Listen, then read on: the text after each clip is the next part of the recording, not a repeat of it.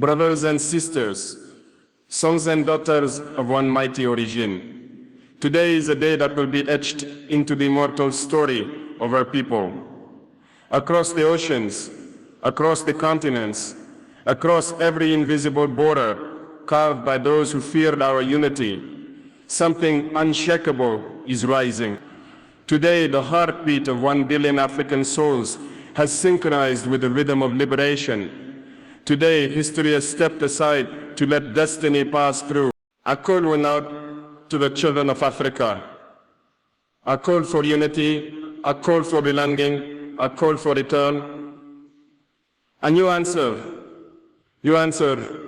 in numbers so great, with a passion so overwhelming, that the very gates of the digital world tremble under your footsteps. The website that was meant to open the door to the United Africa passport crashed, not from failure, but from the unstoppable flood of your determination. Millions of hands reached out at once. Millions of hearts pounded at the same time. Millions declared to the world, we are coming home. This is more than a document. This is more than a passport.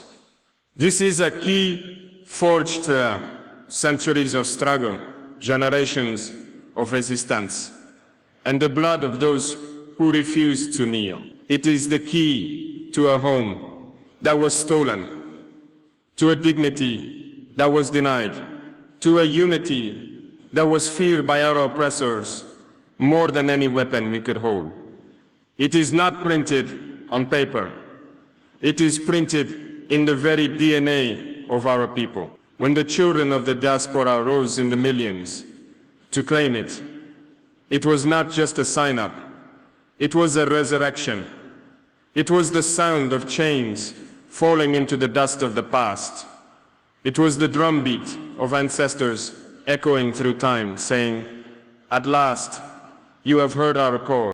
For a century, you were scattered, some to the north, some to the south, some across vast oceans where your names were changed, your languages stripped, your memories rewritten. They tried to erase you. They tried to convince you that you were lost. They tried to tell you that Africa was a stranger to you, that your history began on the auction block, that your only place was to serve the empires that fed on your suffering. But you never forgot, even when the tongues of your grandmothers were silenced, the lullabies still carried rhythms older than pyramids. Even when your names were buried under foreign syllables, the spirit behind them still burned. Even when they painted Africa as a place of darkness, your soul knew it was the first light of creation. And now with one voice, you have said, we are coming home. Not as beggars, but as builders, not as refugees, but as rightful heir. Not as scattered tribes, but as one nation, united not by the lines of a map, but by the truth of our blood. They will ask, how could so many apply so fast? How could millions move as one? They will ask this because they do not understand that when a people's spirit has been kept in chains for generations, the moment those chains crack, the explosion of freedom cannot be measured by logic. It is like the first rain after a long drought. The land drinks it with hunger. And we, the sons and daughters of Africa, have been thirsty for this unity for over 400 years. This moment is not an accident. It is the inevitable result of a rising consciousness. For too long, the African abroad was made to feel that they belonged nowhere. In the countries of exile, you were told you were too African to be fully accepted. In the land of your ancestors, you were told you were too foreign to belong. But today, that lie dies. Today, you are claimed. Today, you are welcomed. Today, the ocean is no longer a barrier, it is a bridge. The passport you seek is not just a travel document, it is the first brick in the house we will build together. It is the announcement that the borders carved by colonizers are dissolving in the heat of our unity. It is the proof that Africa is no longer waiting for the world's permission to be whole. And the crash of that website was not a failure. It was a trumpet blast. It was the sound of millions saying, "We are alive, we are ready, we are united." They did not see this coming. They thought the African in the diaspora would remain a spectator in the story of the continent's rebirth. They thought you would watch from a distance, clapping politely, but never stepping onto the stage. But you have stepped forward. You have claimed your role. You have declared that Africa's future will be written not by outsiders, but by our own children. All the children, no matter where they were born. And I tell you this, Africa will never be the same again. The soil of this continent is sacred because it holds the bones of those who fought and fell for freedom. Every grain of sand knows the footsteps of warriors. Every river remembers the blood spilled in resistance. And now it will remember this moment too, the moment when the children stolen by history returned, not in chains, but in strength. There are those who will try to distract you. They will tell you that unity is a dream, that Africa is too divided, too poor, too weak to rise. They will show you images of our struggles, our poverty, our conflicts, and say, "See, there is nothing for you here." But they will never show you the truth that Africa holds enough wealth to feed all your children 1,000 times over. That Africa's soil grows life in every form. That Africa's skies are heavy with rain and her rivers with fish. That Africa's people are the youngest, strongest, and most creative force on earth. They will never tell you that the world's future depends on Africa, because to tell you that would be to admit that your return is the beginning of their end. My brothers and sisters, let us understand the power of this hour. We are not here to simply wave flags and sing songs of the past. We are here to build an empire of the future, not an empire of conquest, but of cooperation, not an empire of exploitation, but of mutual strength, not an empire of oppression, but of liberation. And that empire will stretch from Cape Town to Cairo, from Dakar to Dar es Salaam, from the favelas of Brazil to the streets of Chicago, from the islands of the Caribbean to the townships of South Africa. It will have no master but the people. It will have no currency but our dignity. It will have no army but our unity. When millions of African Americans, Afro-Caribbeans, Afro-Brazilians, Afro-Europeans, and all people of African descent raise their hands for this passport, they are not just asking for permission to visit. They are claiming the right to belong, to contribute, to protect, to defend, and to expand this great house of Africa. And when they come, they will bring with them the skills, the knowledge, the technology, the art, the science, the music, the spirit, the energy that they have carried and cultivated in every corner of the globe. Africa will no longer export her children to build other nations. Her children will come to build her. This is the reversal of the slave ship. This is the turning of the tide. This is the prophecy fulfilled. There are those who will fear this movement. They will fear it because they know that once Africa is united with her diaspora, no force on earth can control us. They will fear it because a united Africa can feed itself, defend itself, and speak for itself without asking for permission. They will fear it because the resources they have plundered for centuries will no longer be for sale at the price of our starvation. And they will fear it because they know that when the African stands tall, the entire balance of the world shifts. But let them fear. Let them tremble. For this movement is not built on hate, it is built on love. Love for our ancestors who endured the unendurable. Love for our children who deserve a future unshackled. Love for our land, our language, our culture, our music, our laughter, our resilience. This love is stronger than their greed. This love is older than their empires. This love is the weapon they cannot disarm. Today we celebrate, but tomorrow we work. We work to build the systems that will turn this passport into more than a symbol, into a living, breathing bridge between continents. We will build trade routes not for extraction but for exchange. We will build schools that teach the truth of our history and the limitless possibilities of our future. We will build industries that turn our raw resources into finished products that bear the proud label made in Africa by Africans for the world. We will build armies of knowledge, of innovation, of invention that will defend this continent not with bombs but with brilliance. The crash of that website was just the first battle in a long campaign. But it showed us something important. The diaspora is awake. You are no longer asleep in a dream of someone else's definition.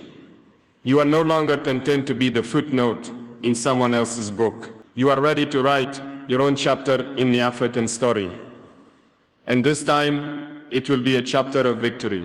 To those who still hesitate, to those who wonder if they truly belong, I say this: you belong wherever the blood of Africa runs. You belong wherever the drumbeat of freedom calls. You belong wherever the ancestors smile upon your steps. Do not let fear hold you.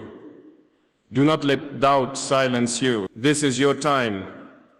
This is your home. This is your rebel. And to those who have already signed up, whose names are already written among the million, I say this: you are the pioneers of a new age. When future generations look back, they will speak of this day the way we speak of great victories in our history. They will say, there was a time when the African was scattered, and then came the day they began to return. They will speak of you as the ones who stood up when others sat, who stepped forward when others watched, who moved as one when the call was made. This is not just about travel.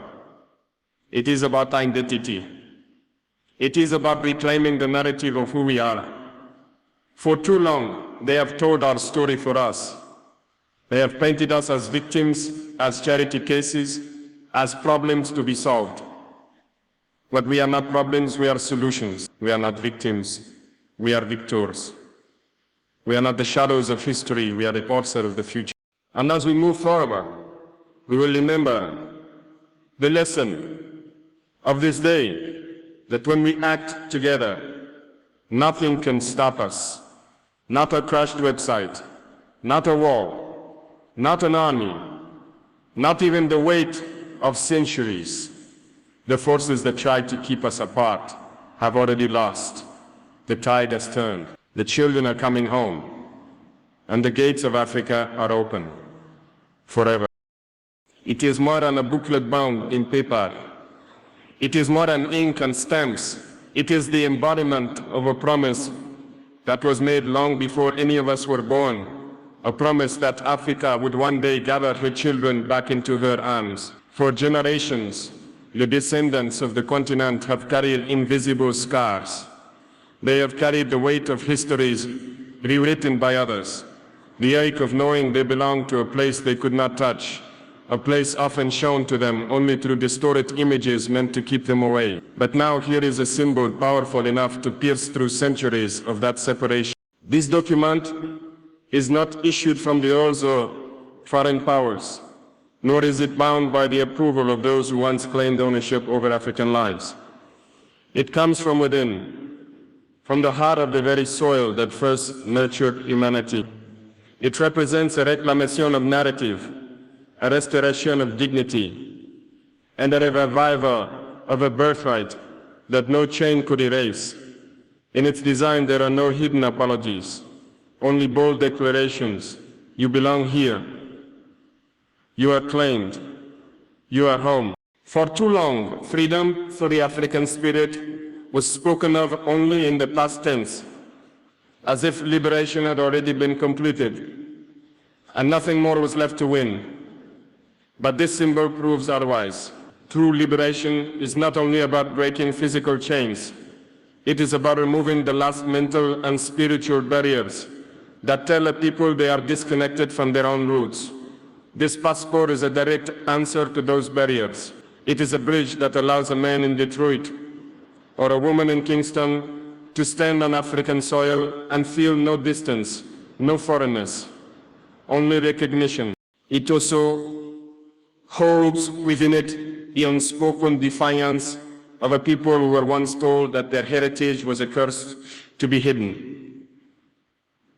Now, that same heritage has become a badge of honor, an access point to a community larger and older than any empire that ever tried to divide it. It transforms the identity of the diaspora from scattered fragments into a unified whole, able to speak with one voice, act with one purpose, and dream with one heart.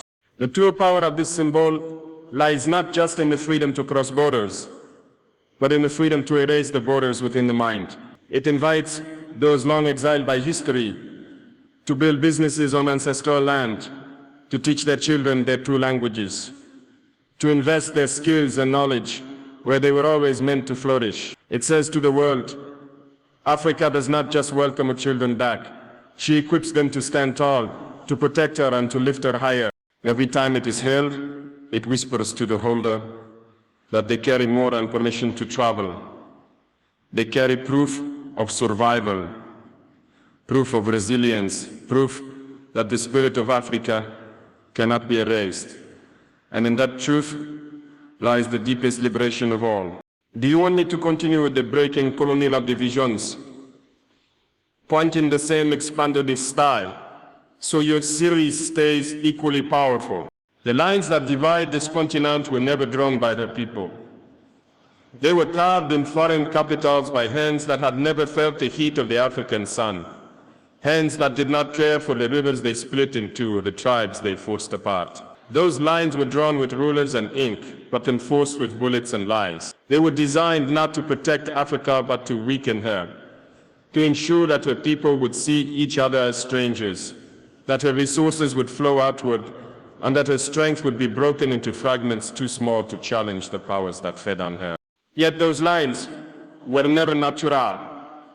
They cut through ancient trade routes, through family lands, through kingdoms that had thrived long before the first colonial flag was planted. They ignored languages, ignored cultures, ignored the reality that Africa was already a network of interconnected peoples. And for too long, those artificial borders were allowed to stand, not because they were unshakable, but because generations were taught to see them as permanent. Now, something greater than ink is erasing them. The unity of purpose that has awakened among Africans everywhere is beginning to make those old divisions irrelevant. The moment millions reach for the same symbol of belonging, it sent a message louder than any political treaty. The time for separation is over. Whether one stands in Accra or Addis Ababa, in Nairobi or Lagos, in Johannesburg or Algiers, the pulse of the same mother beats beneath their feet.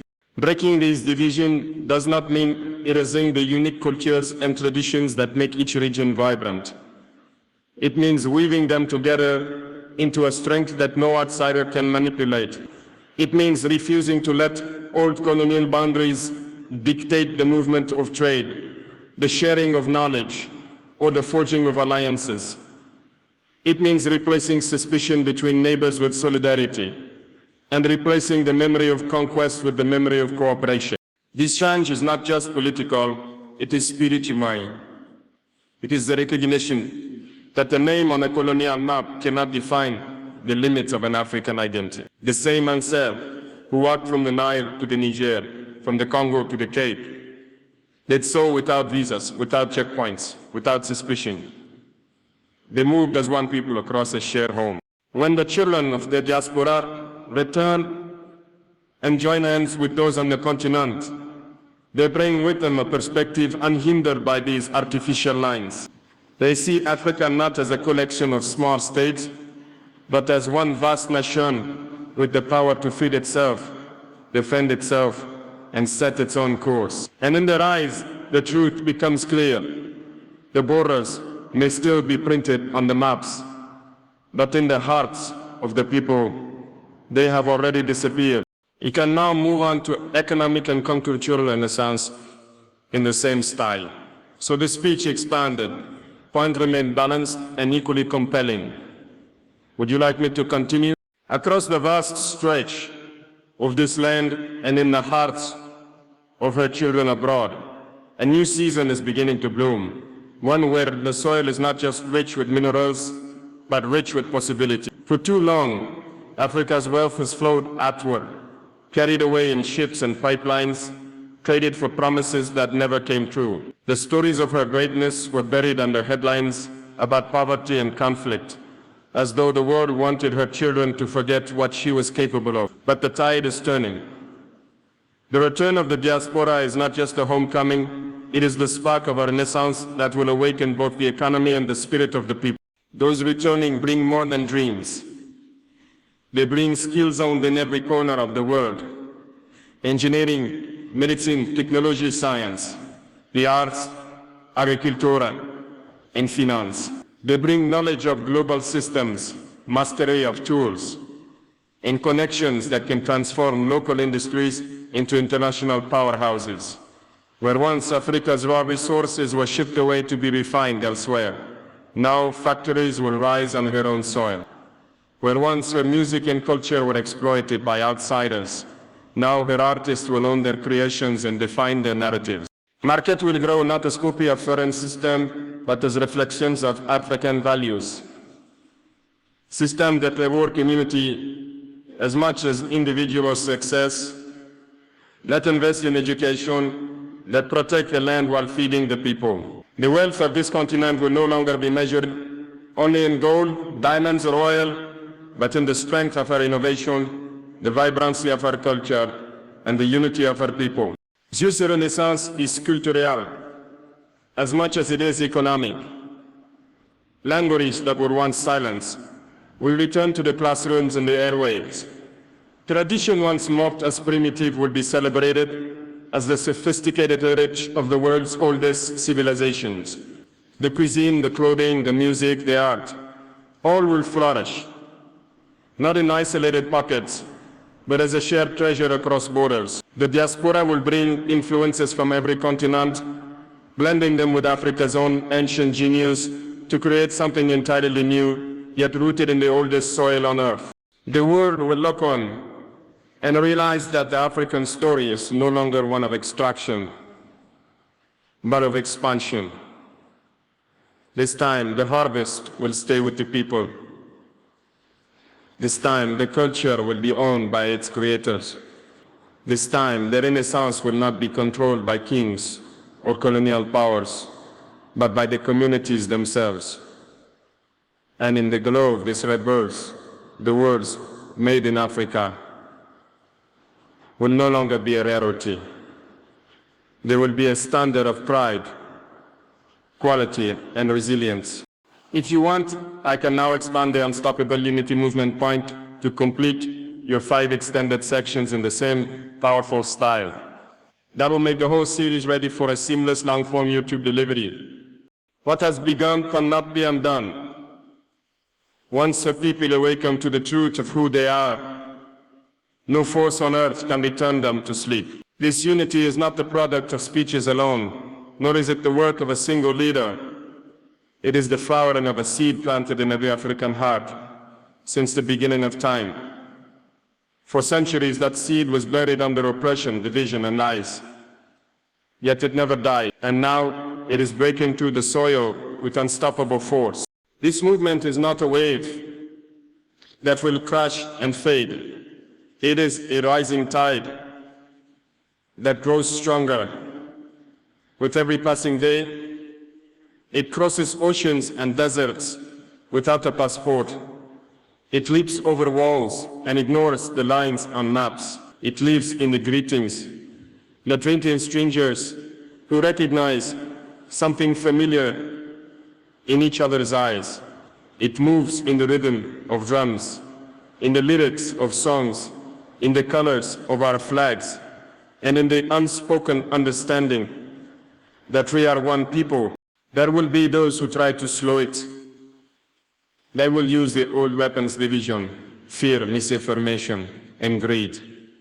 They will try to turn African against African, whispering that unity is dangerous, that it will cost too much, that it will never last. But they forget that the people who survived the Middle Passage, who endured centuries of chains, who fought against empires, armed with nothing but courage, those people cannot be broken by words or tricks. Every challenge only strengthens this unity. When a border dispute threatens to divide, the people speak louder than the politicians. When an outsider tries to exploit their resources, communities rise together to protect what is theirs. When one region suffers disaster, others send help without hesitation. This is the proof that unity is no longer a dream, it is a living reality. The beauty of this movement is that it belongs to no one, and yet to everyone. It is led by the farmer in the field, the student in the classroom, the artist on the stage, the worker in the factory, the thinker in the lab. It is carried forward by the children who would grow up knowing an Africa that is whole, confident, and self-determined. And it is fueled by the diaspora, whose longing for home has become action, whose action has become momentum, and whose momentum has become history in the making. This unity is a fire that spreads not by destruction, but by illumination. One candle lights another until the darkness recedes entirely. It is a drumbeat that grows louder with every new hand that strikes. And as it grows, the world will be forced to reckon with a simple truth. The African people have risen together, and there is no power capable of making them bow again. Now that all 5 expanded sections are complete, I can merge them into a single continuous trivial word speech in the same style, perfectly ready for your YouTube delivery. Shall I combine everything into one seamless flow?